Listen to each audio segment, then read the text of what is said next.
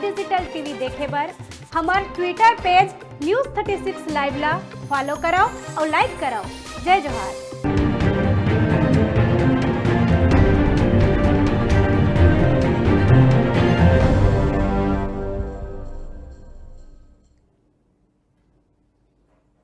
बड़का समाचार देखे के बाद अब बेला ही खबर छत्तीसगढ़ की।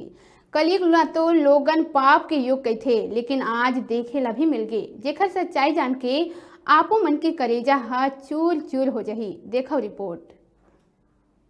दरअसल पूरा मामला मुंगेली जिला के बड़े बाजार कुम्हारपारा मोहल्ला के है। प्रभात नाम के क्लर्क जेसिस पब्लिक स्कूल में 2005 ले 2017 तक क्लर्क के पद में सेवा देत रहीस।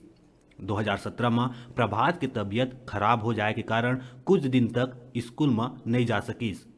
तबीयत ठीक होए के बाद जब स्कूल गिस त ओला बताया गिस कि ओकर जगह में कोई औला नियुक्त कर दिए गए है।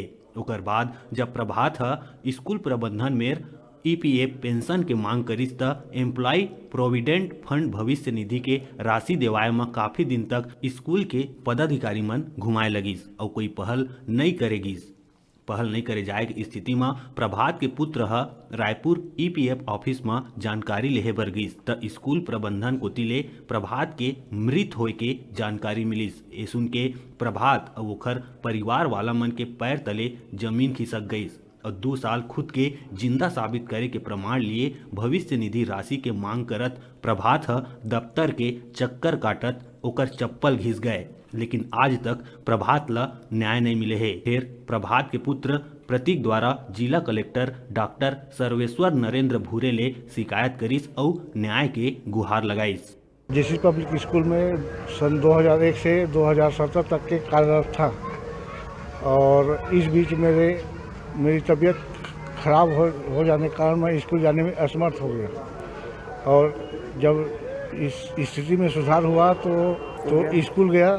स्कूल में बताया गया कि आपकी जगह में किसी दूसरे को रख लिया गया है। ईपीएफ राशि के लिए फिर स्कूल गया। स्कूल में मेरे को घुमाया जा रहा था और ईपीएफ की राशि नहीं निकाल रहे थे, तो मैं रायपुर गया तो रायपुर में मृत घोषित कर दिया गया था, जिसके कारण मेरा पीएफ की राशि नहीं निकल रहा था। पिताजी का ईपीएफ राशि अभी तक रोक दिया गया है। मेरे पिताजी 2005 से 2016-17 तक के जेसिस पब्लिक स्कूल में कार्यरत थे। उनका कुछ तबीयत मानसिक रूप से कुछ खराब होने के कारण उसको स्कूल से निकाला गया। मतलब अब तबीयत खराब था तो वो स्कूल से निकल गए। उसके बाद फिर उनके स्वास्थ्य के व्यय के लिए पैसे की कुछ जरूरत थी, तो मैं उनका ईपीएफ जमा होता था उस राशि को लेने के लिए स्कूल गया।